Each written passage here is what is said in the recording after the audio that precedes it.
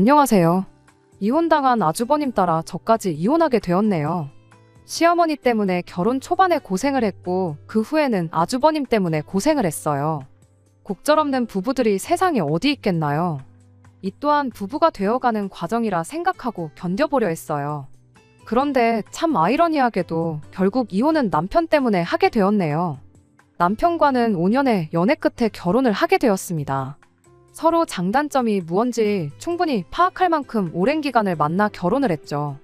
결혼 또한 양가 부모님께 5천만 원씩 지원받아 딱 반반 결혼을 했습니다.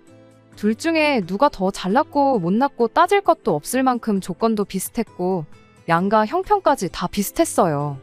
맞벌이를 하는 만큼 남편이 먼저 나서서 맞살림을 하자고 제안을 해왔죠. 맞벌이 하면서도 집안일 문제로 다투는 부부들이 많다고 들었는데 먼저 저렇게까지 나와주니 참 고맙기까지 했어요. 남편과의 관계만 두고 본다면 남부럽지 않을 만큼 순탄한 결혼 생활이었습니다. 하지만 신혼이라고 해서 마냥 좋기만 한 건 아니었어요. 남편이 특히나 자기 가족들이 연관된 일에 대해서만큼은 영 못 믿어온 모습만 보여줬거든요. 시댁이 저희 신혼집에서 가까운 편이라 그만큼 교류도 많았었습니다. 그런데 시어머니가 이토록 유난스러운 사람일 거라곤 결혼 전에는 상상도 못한 일이었습니다. 어찌 그렇게 매일같이 저희들을 찾아대시는지. 한 달에 4-5번씩은 무조건 시부모님과 시간을 보내야 했어요. 뭐라도 핑계를 대서 안 나가면 그만이겠거니 싶으시겠지만 정말 하루가 멀다 하고 오늘은 보자는 식으로 연락을 해대니 거절하는 것도 한두 번이지. 거절하고 거절해서 줄이고 줄인 게 그만큼이었으니 얼마나 유난스러웠던지 대충 감이 오시리라 생각합니다. 그래도 밖에서 외식하는 건 그나마 괜찮은 편이었어요. 그럴 때면 아주버님네도 같이 왔었거든요. 맞이의 맏며느리라고 시어머니도 저를 좀 덜 신경 쓰는 눈치였고 외식하는데 동계산도 아주버님네가 무조건 냈다 보니 그냥 남편하고 맛있는 거 먹고 왔다 생각하고 보낼 수 있었습니다. 진짜 문제는 시어머니가 시댁에서 보자는 연락이었어요. 일단 아주버님네가 시댁에서 거리가 조금 있었다 보니 시댁에서 자리를 가질 때면 보통 저희들만 가는 시기였거든요. 그런 식으로 시댁에 10번을 간다면 아주버님네가 오는 건 그중에 1번 정도밖에 되지 않았었어요. 나중에 가선 외식하는 횟수도 줄어들기 시작했고 결국 시어머니가 불러내는 모든 시간은 시댁에서 보내야 했습니다. 누군들 그러하겠지만 저는 시댁에 가는 게 정말 싫었어요. 제가 올 때면 시어머니가 늘 저한테 온갖 가지 쓸데없는 일을 시키곤 했었거든요. 집안일 도와드리는 거 며느리 된 입장에서 조금 도와드릴 수도 있다고는 생각했지만 시어머니가 저희를 부르는 횟수가 잦아지고 시키는 일도 많아지고 하다 보니 저희가 보고 싶어서 불렀다기보단 그냥 번거롭고 손 많이 가는 귀찮은 일을 저한테 떠넘기려고 불러낸 건가 싶을 때가 더 많았지요. 욕조에 이불 담궈놨으니 가서 좀 밟아라 하신다던가.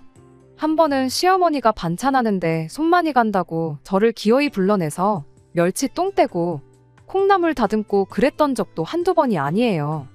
나중에 가서는 그냥 아예 아무것도 하기 싫다고 저보고 반찬을 좀 해놓으라던 적도 있었지요.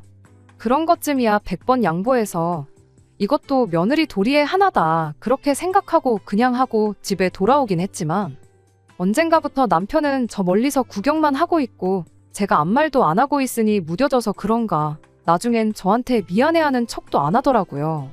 심지어 무거운 걸 옮길 때에도 남자인 남편과 아버님이 조금 힘만 쓰면 끝날 것 같은 일까지 기어이 저한테 시키고 있으니 납득이 되지 않는 일의 연속이었습니다.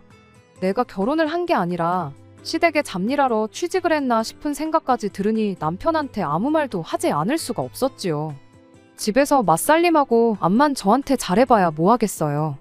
시어머니가 저한테 시키는 일이 힘든 일이고 쉬운 일이고 그런 걸 떠나서 틈만 나면 사람 불러내 쓸데없는 거 시키고 그러는데 남편이 나서서 속 시원하게 이 상황을 정리해주지는 못할 망정 시댁에 핑계대고 오늘은 못 간다고 말하는 것도 항상 저희 몫이었거든요.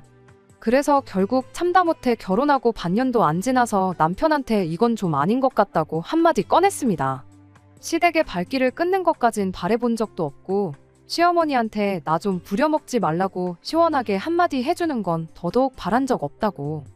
다만 그래도 시댁에서 시어머니가 나를 그렇게 부려먹고 있으면 당신이 도와줄 수 있는 건 도와줬으면 좋겠다고 단도직입적으로 이야기를 했어요. 그런데 남편이 그때 한다는 소리가 시댁, 그러니까 시어머니 앞에서만큼은 그냥 어머니가 시키는 대로 하고 자기는 아무것도 안 하게 가만둬줄 수 없냐는 소리를 하더라고요. 그 이유가 무언가 하니 형님 이야기를 꺼내더라고요. 저랑 결혼하기 전에 시어머니가 형수님한테 하던 걸 봐왔다 보니 그렇게 못하겠다고요. 괜히 거기서 자기가 저 일하는 거 도와준다고 나섰다가 좋은 꼴 못 본다는 걸 알고 있어서 그러는 거랍니다. 아주버님이 형님 도와주는 척이라도 하면 어머님이 형님한테 그렇게 잔소리를 해댔답니다. 내 아들 시킬 거였으면 너를 여기 왜 불렀겠냐 하면서요. 그리고 그걸 가지고 혼자 속이 꽁해가지고는 며칠 동안 전화해서 사람을 아주 피가 마를 때까지 호달군다나요. 어머님이 형님한테 어떻게 하는지를 직접 두 눈으로 봐왔기 때문에 그렇기에 자기가 시댁에서 아무것도 안 하고 가만히 있어주는 게 오히려 저를 진정으로 위하는 길이나 마찬가지라는 소리를 하는 거예요. 다른 건 몰라도 시어머니가 자리에 같이 있을 때만큼은 자기 도움 같은 건 기대도 하지 말고 그냥 시키는 대로 해달라는 겁니다.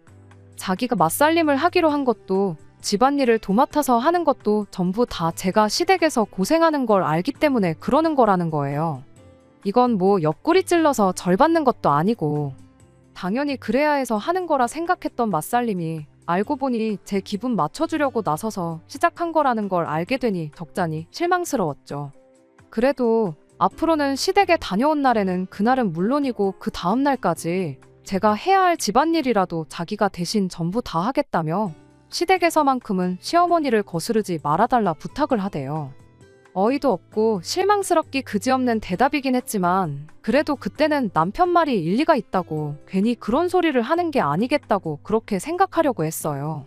남편이 자기 어머니에 대해서 저렇게 말할 정도면 시어머니가 사람을 갈구는 게 보통이 아니라는 소리나 마찬가지인데 남편이 도와준다고 제가 시댁에서 잡일을 그만하게 될 것도 아닌데 잠깐 조금 편하자고 남편 부려먹었다가 시어머니한테 된통 당할 수도 있다는 생각에 괜히 긁어 부스럼 만들 필요는 없는 거 아니겠냐 하고 그렇게 하기로 했어요.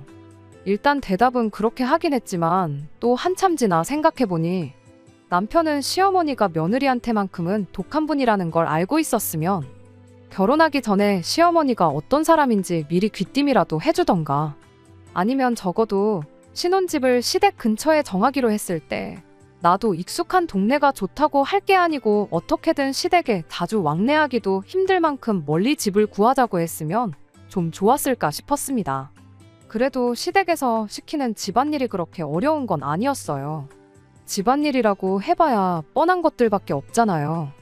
매일같이 불러내 뭐 김치를 100포기씩 담그라고 한다던가 하는 말도 안 되는 명령은 없었고 고작 해봐야 한 이틀치 밀린 설거지 좀 대신 해달라느니 일요일이 분리수거 날이니 와서 분리수거를 좀 하라던가 이불 빨래를 대신 해달라느니 하는 사소한 일들의 연속이었다 보니 언젠가부터는 익숙해지기 시작했어요. 나름대로 꾀도 부리고 시어머니가 너는 왜 이렇게 손이 느리냐며 답답하다고 보고 있자니 속이 터지겠다고 하던지 말던지 최대한 천천히 제 페이스 유지하면서 꾀도 부리고 그렇게 나름 현명한 대처를 하고 있었습니다. 신혼 초에는 이렇게 자주 볼 거면 그냥 집 팔고 우리 집 와서 살면 어떻겠냐는 말까지 했었어요. 처음에는 농담하시는 줄 알고 저도 농담하듯 거절하고 말았죠. 그런데 몇 번 더 같은 이야기가 나왔고 그때부터 저도 시어머니가 시키는 일을 일부러 천천히 하고 일부러 실수하고 그러기 시작하니 언젠가부턴 그런 말도 쏙 들어가고 그래서 참 다행이다 싶었습니다. 결혼 후 처음 맞는 명절날이 돼서 명절 음식을 그렇게 많이 준비하라고 할 때는 조금 경악스럽긴 했습니다. 같이 살자는 말에 농담으로라도 그렇게 하겠다는 말을 비슷하게도 꺼내지 않았던 게 참 다행이다 싶을 만큼요. 시댁이 따로 제사도 지내는 것도 아니었던 만큼 딱히 시댁에 다른 친척분들이 오시는 것도 아니고 기껏해야 저희들의 아주버님네, 시부모님 이렇게 6식구가 전부인데 그나마도 결혼 첫 해 2번의 명절을 보내면서 아주버님네는 따로 명절이라고 참석도 안 했는데 저는 뭘 그렇게 많이 부치고 하는지 남은 음식들을 싸가긴 했지만 정말 전이라면 신물이 나서 한동안 생각도 나지 않을 만큼 연휴 끝나고도 몇 끼를 명절 음식들로 식사를 해야 했었습니다. 아무튼 그렇게 그냥 시어머니가 유난스럽고 원래 그러신 분이다 생각하고 그러려니 적응해가면서 나름 잘 살고 있었어요. 하지만 가끔씩 쉬는 날에 미리 언질도 없이 저를 불러내서는 쓰잘데기 없는 일을 시키고 그럴 때면 그래도 시댁에서 조금 떨어진 거리에 사는 형님이 그렇게 부러울 수가 없었습니다. 남편이 형수님이 당하는 걸 직접 두 눈으로 봤다고 하긴 했지만 매주 몇 번씩 시댁에 불려가는 제가 보기에 당해봐야 얼마나 당했겠냐 싶었었습니다. 저도 매주 주말만 되면 불려나가고 그러는 게 아니라 한 달에 한두 번이면 충분히 견딜 수 있을 것 같고 이런 불만도 안 생기겠거니 그런 생각이었어요. 심지어 제가 결혼하고 나서 시댁에서 명절을 2번 보냈는데 형님네는 그때 2번 다 시댁에 오지 않았거든요. 그때는 그냥 응당 형님이 고생을 했다 하니 아주버님이 중간 역할을 잘해준 게 아닐까 그런 생각까지 했었습니다. 남편이 그런 아주버님 절반만 닮아서 저 고생하는 것 좀 덜하게 해줬으면 싶은 생각이 들었던 게 한두 번이 아니었어요. 그런데 그게 아니었습니다. 형님이 부럽다고 생각했다니 정말 내가 복에 겨워서 그런 소리를 했구나 싶었던 날이 있었어요. 시댁에서 개같이 굴으면 굴렀지 아주버님 같은 인간을 남편이라고 옆에 두고 살고 있는 형님이 정말 불쌍했습니다. 그때가 결혼하고 나서 3번째 맞는 명절이었어요.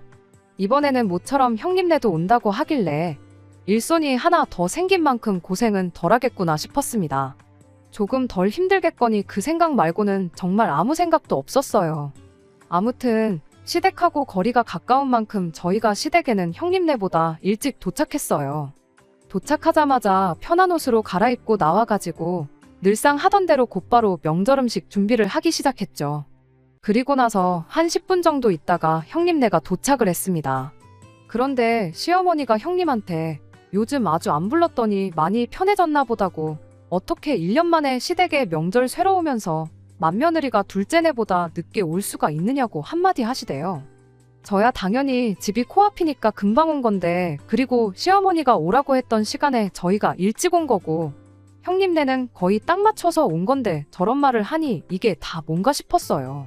게다가 형님도 형님 나름대로 이유가 있었던 건데 아주버님이 준비가 늦어서 지체가 되었다는 형님의 대답에 시어머니가 너가 언제부터 그렇게 대답이 길었냐고 한마디 하더니 말을 그냥 중간에 잘라버리더라고요.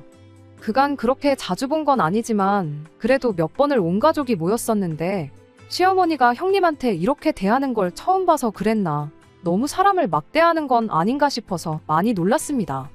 그리고 더 놀라웠던 건 이어진 형님의 반응이었죠. 시어머니 말에 정말 찍소리도 못하고 그대로 제 옆으로 와서 음식을 준비하기 시작했으니까요. 저야 그간 시어머니가 유난을 떤다니까 괜히 일 키워서 번거로운 일 생기는 게 싫어서 시키는 대로 했던 거지 사람이 딱히 무섭거나 그래서 그런 건 아니었거든요. 일을 시켜도 그냥 세워라 내워라 하면서 제 페이스대로 천천히 일을 했고요. 그런데 형님은 이상하리만치 시어머니를 의식했어요. 시어머니가 무슨 말만 하면 손까지 벌벌 떨면서 어떻게든 빨리 일을 끝내놓으려고 서두르더라고요. 그래서 보다 못한 제가 천천히 좀 하시라고 한마디 했죠. 뭐 얼마나 시어머니한테 큰 죄를 지었길래 하는 말마다 벌벌 떨면서 그러시냐고.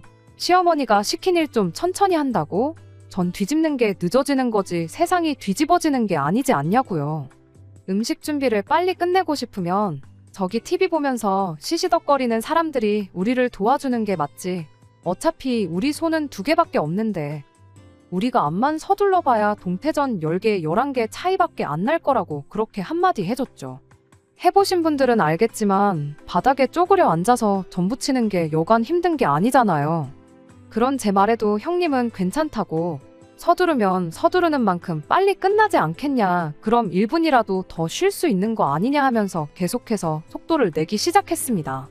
그런데 거실에서 TV 보던 시어머니가 무슨 지방방송이 이렇게 들리냐며 니들이 하하호호 떠들 시간이 어딨냐고 빨리빨리 좀 하라고 저희한테 성질을 내기 시작했어요. 그 말이 끝나기 무섭게 또 형님이 새파랗게 질려가지고는 알겠다고 대답을 하는데 당황해서 그랬나 옆에 있던 식용유통을 엎어버렸습니다.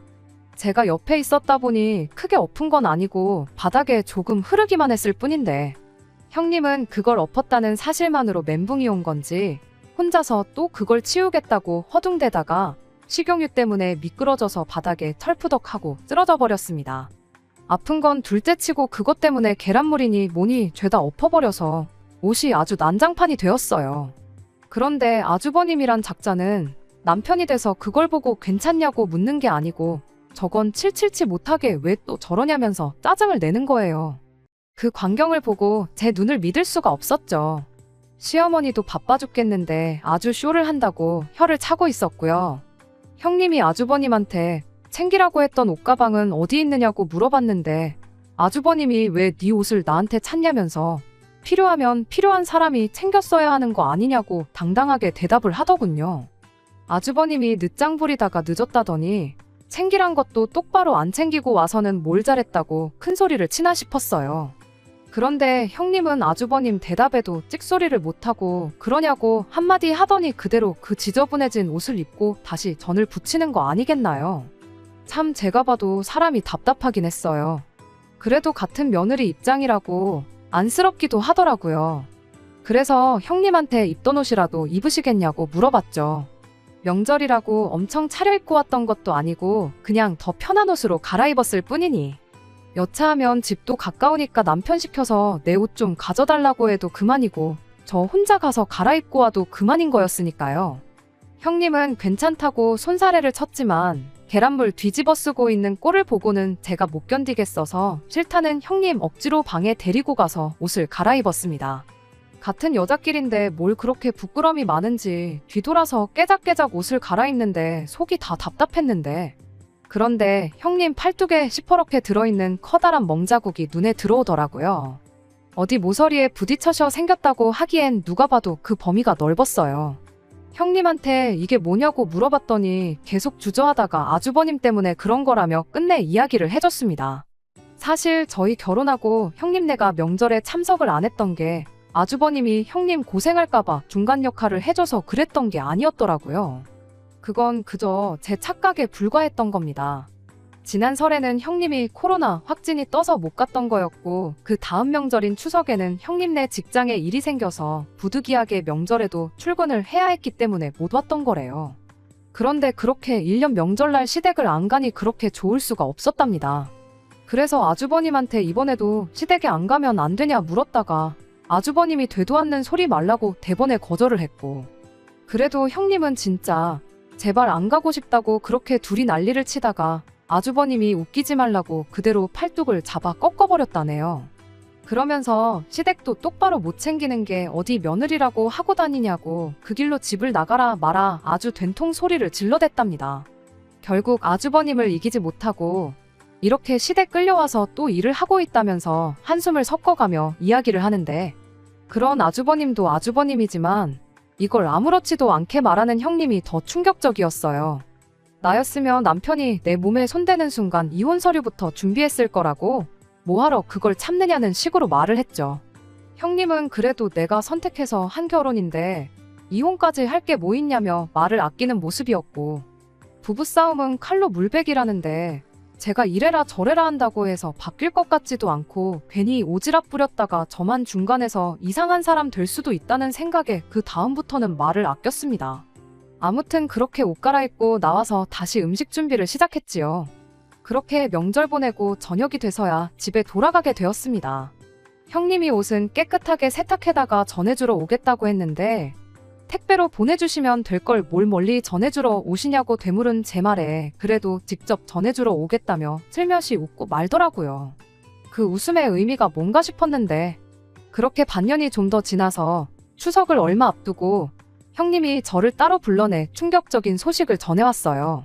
형님이 아주버님하고 이혼 소송에 들어갔다는 소식이었죠. 알고 보니 그동안 형님이 몰래 이혼을 준비하고 있었나 봐요. 저한테 이혼까지 할 게 뭐 있냐고 말을 아낀 게 나름 혼자서 이혼을 준비하고 있던 걸 들키고 싶지 않아서 그랬다는 걸 알 수 있었어요. 그리고 제 옷도 그때가 돼서 돌려받았죠. 아마 버틴다고 이혼을 못 해주진 않을 거라며 저한테 옷을 돌려주는데 그렇게 자신만만한 모습이 참 새로웠네요. 그냥 그 멍자국만 가지고도 충분히 이혼할 수 있을 만큼이었는데 그것 말고도 뭐가 또 엄청 많았나 봐요.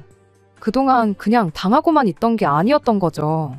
모아둔 자료가 너무 많아서 아주버님도 항소는 엄두도 못 냈고 결국 형님한테 위자료 2천만 원 주고 재산까지 분할해줘가며 끝내 이혼을 하게 되었답니다.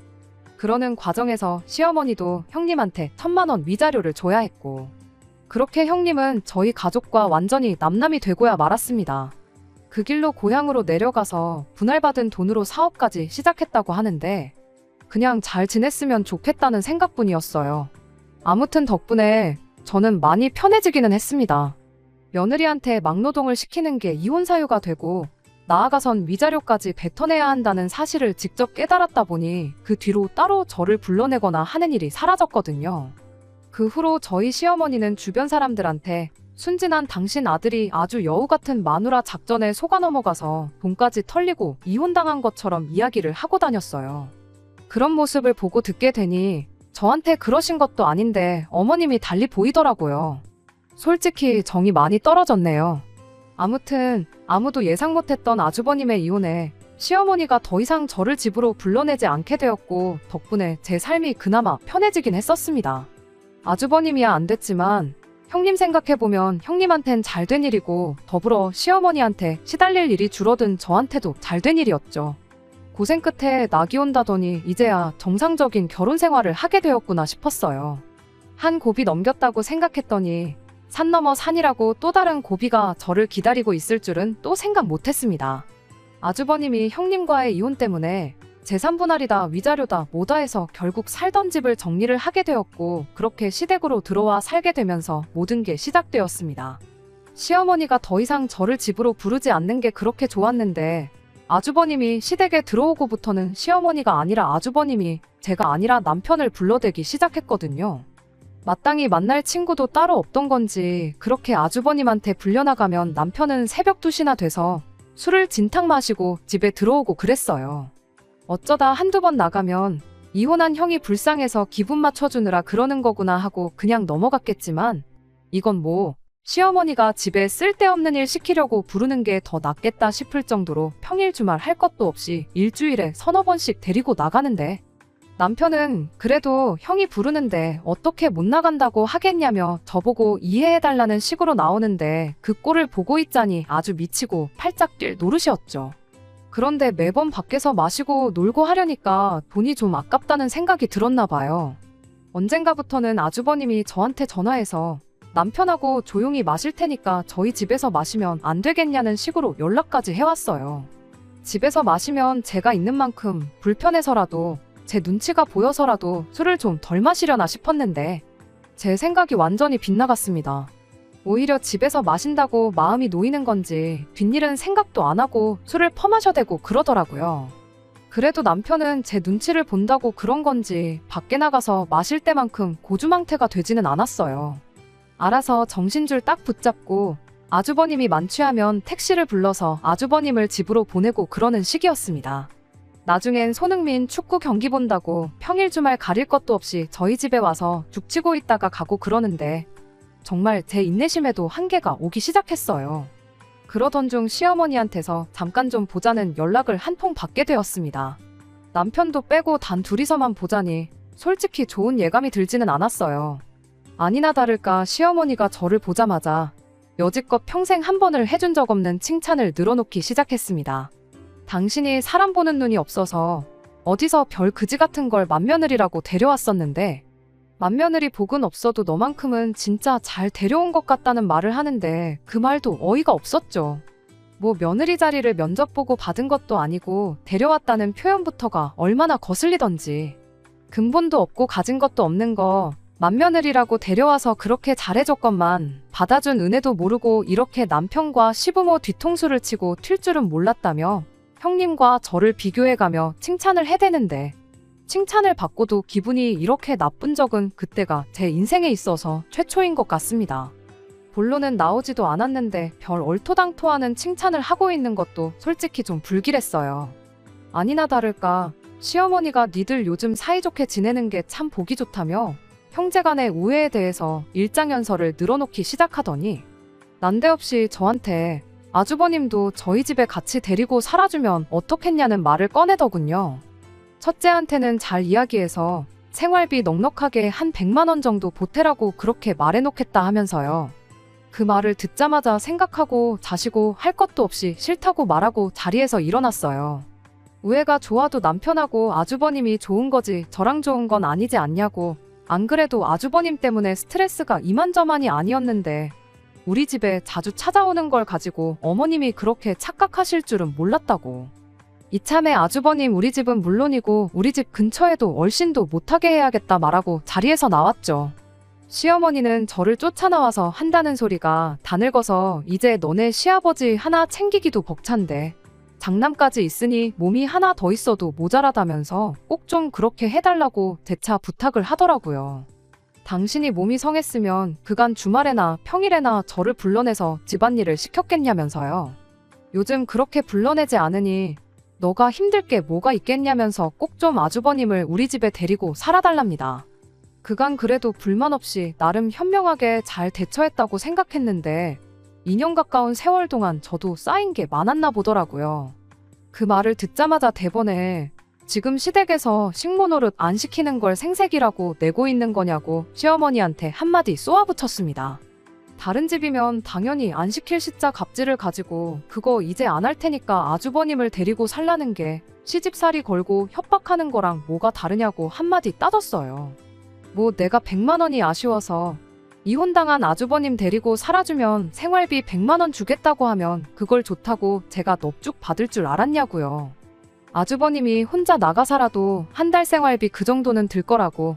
아니 월급 전부를 저한테 다 준다고 해도 같이 살 생각 없으니까 말도 안 되는 소리 좀 하지 말라고 했죠. 그랬더니 시어머니는 그 와중에도 지나가는 사람들 보기 쪽팔리다면서 저보고 목소리 좀 낮추라고 딴소리를 하는 겁니다. 그러더니 결혼할 때 지원해준 5천만 원 이야기까지 꺼내더군요.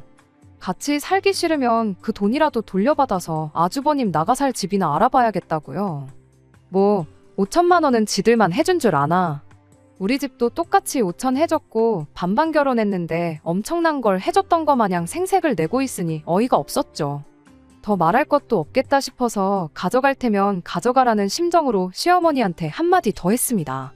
아주버님 이혼시킨 걸로 모자라 이젠 저희까지 이혼시킬 생각이냐고 말이죠.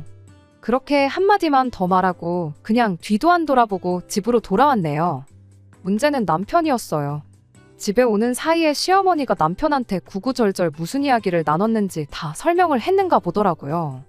제가 집에 돌아오자마자 남편이 저를 붙잡더니 어떻게 어머니한테 말을 그렇게 할 수가 있냐며 저한테 심했다고 사과를 하라대요. 그럼 뭐 아주버님을 우리 집에 데리고 살자는 이야기냐 했더니 남편이 한다는 소리가 평생 데리고 살라는 것도 아닌데 못할 건 또 어딨냐는 소리를 하는 겁니다. 형님이 저렇게 평생 혼자 살 것도 아니고 재혼 상대 찾으면 다시 가정 꾸리고 집을 나가지 않겠냐는 거예요. 형님도 나이가 있으니 시간 끌어서 좋을 거 없는 거 알고 있을 거다. 혼자서 오래 있진 않을 테고 짧으면 1년도 안 되지 않겠냐면서요. 뭐 재혼은 하고 싶다고 다 하는 거냐고 한마디 했더니 요즘 이혼한 게 뭐 대수냐고. 형님이 사지 멀쩡하고 돈도 잘 버는데 못할 게 뭐가 있겠냐고 대답하더군요. 암만 이혼한 사람들이 재혼을 하고 싶다고 해도 판결문 보면 왜 이혼당했는지 주르륵 다 나오는데 시자 갑질하는 시모의 마누라 두들겨 패서 이혼당한 인간하고 잘도 하겠다고 한마디 해줬습니다. 그랬더니 남편이 형님 욕을 하기 시작하는 거예요. 누가 봐도 형님이 꽃뱀한테 당한 건데 너는 그 판결을 믿냐면서요. 전영수가 얼마나 독한 사람인 줄 아느냐고. 아무것도 가진 거 하나 없는 인간. 우리 형님이 데려가서 사라졌더니 그 은혜도 모르고 뒤통수를 친 무서운 여자라면서요. 그냥 어떻게든 재산 분할 가져갈 생각에 5년 동안 함정을 파놓고 상황을 자기한테 유리하게 만들어서 소송해서 승소를 한 거랍니다. 결혼기간을 채워야지 재산 분할 받을 때 유리한 걸 알고 그랬던 거라면서 가족인 형님을 믿어주질 못할 망정 그 여자 말만 믿고 우리 형님을 이혼당해도 싼 사람으로 생각하고 있었냐면서 저한테 실망이라는 겁니다. 실망이라니 누가 할 소리를 하고 있냐고. 암만 형님이 진짜로 이혼을 목적으로 결혼한 거라고 해도 배우자를 멍이 들 때까지 패는 게 어디 사람이 할 짓이냐고 한마디 했더니 남편이 한다는 소리가 맞을 짓을 했으니 맞은 거 아니겠냐고 아주버님을 두둔하는 겁니다. 그리고 그때 깨달았죠. 시짜짓하는 시모도 이혼당한 아주버님도 문제지만 똥오줌 못 가리고 가족들 원하는 대로 다 해주려는 이 인간이 우리 결혼 생활에 있어서 가장 큰 문제였다는 걸요. 상처에 딱쟁이가 안듯 이 힘들었던 시간들도 지나면 추억이 되고 우리가 부부로서 한 단계 더 성숙해지는 단계라고 생각하고 참아왔건만 이 인간은 저를 그저 제가 부탁만 하면 자기 뜻대로 움직여주는 호구 정도로 생각하고 있다는 사실을요. 맞을 짓을 하면 맞아도 싸다는데 시모 뜻에 거역하고 아주버님 무시했다간 이 인간이 나한테 손을 대는 날도 머지 않겠다는 확신이 생겼고 두말할 것도 없다 싶어서 그 길로 남편한테 이혼하자는 이야기를 꺼냈습니다. 나는 형님처럼 5년이나 기다릴 것도 없다고. 어차피 반반 결혼했고 니네 엄마가 그 와중에 5천만 원도 가져가겠다 했으니 그거 감안해서 5천만 원 제하고 절반 가져가겠다. 그렇게 한마디 해주고 그냥 그 길로 꼴도 보기 싫어서 그냥 집을 나왔어요. 친정도 너무 멀리 있고 당장 어디 가 있을 곳도 없어서 방황하고 있었는데 1시간도 안 지나서 남편한테 다시 이야기 좀 해보자며 미친 듯이 연락이 오더라고요. 시댁도 가까운데 내 집에서 내가 나갈 게 아니라 남편이 시댁으로 꺼지면 될 것 같아서 당신이 시댁으로 가 있어라고 한마디 할 생각으로 집에 돌아갔더니 집에는 시어머니도 함께 자리에 있었습니다. 어머님은 여기 왜 와 계시냐고 결국 둘째 아들까지 이혼당하는 거 실시간으로 구경하러 오셨냐고 한마디 했더니 시어머니가 쩔쩔매기 시작하면서 자기가 잘못 생각했던 것 같다며 사과를 해오더군요. 5천만 원 내놓으라고 한 것도 사실 홧김에 그런 거라고 당신이 오죽 답답했으면 그랬겠냐면서요. 자식들 잘 되길 바라는 게 부모 마음이라고 너도 앞으로 애 낳고 키우다 보면 내 심정이 무엇인지 이해할 거다 하면서 쩔쩔매는데 그러는 시어머니한테 한마디 또 해줬습니다. 자식 잘 되길 바라시는 분이 며느리들이 한을 품고 이혼을 결심할 때까지 사람을 그렇게 못 살게 구셨냐고요. 그래도 너무 죄책감 갖지 마시라고. 이혼 사유를 100이라고 본다면 어머님 때문에 이혼하는 건 그중에 한 30에서 40 정도밖에 안 될 거라고요. 판사님도 아주버님 위자료 2천 주라고 할 때 어머님한테는 1,000만 원만 하라고 하지 않았었냐고. 진짜 이혼 사유는 모자란 어머님의 두 자식들한테 있는 거니 자책하실 필요 없고 이제부터라도 두 아들 다시 품에 끼고 살면서 새로운 사람 만나서 새 가정을 꾸릴 때까지 모자란 거 잘 가르쳐 주시라 그렇게 한마디 하고 두 사람들 집에서 쫓아내버렸습니다. 그리고 1년 조금 안 되는 지리한 싸움 끝에 결국 저도 이혼을 하게 되었어요. 재산 분할은 애초에 반반 결혼을 했다 보니 더 계산할 것도 없이 절반 가져왔습니다.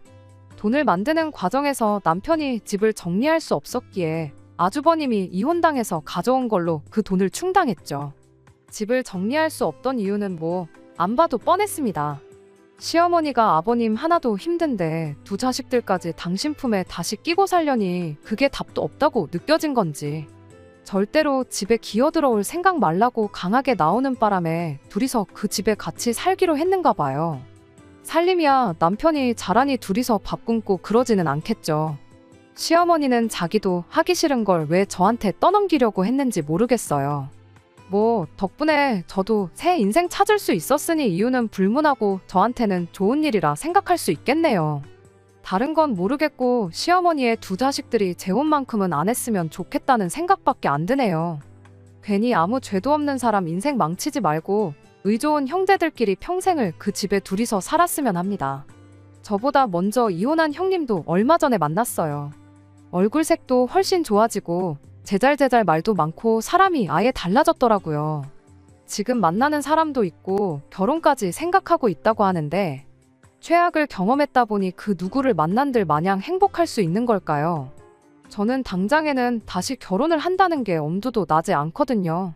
저도 시간 지나면 괜찮아질런지 모르겠지만 당장은 제 한 몸 건사하는 것만 생각하면서 살 생각입니다. 끝까지 들어주셔서 감사합니다. 오늘의 사연은 여기까지입니다. 구독과 좋아요, 알람 설정 부탁드리고 더 좋은 사연으로 다시 찾아뵙겠습니다. 감사합니다.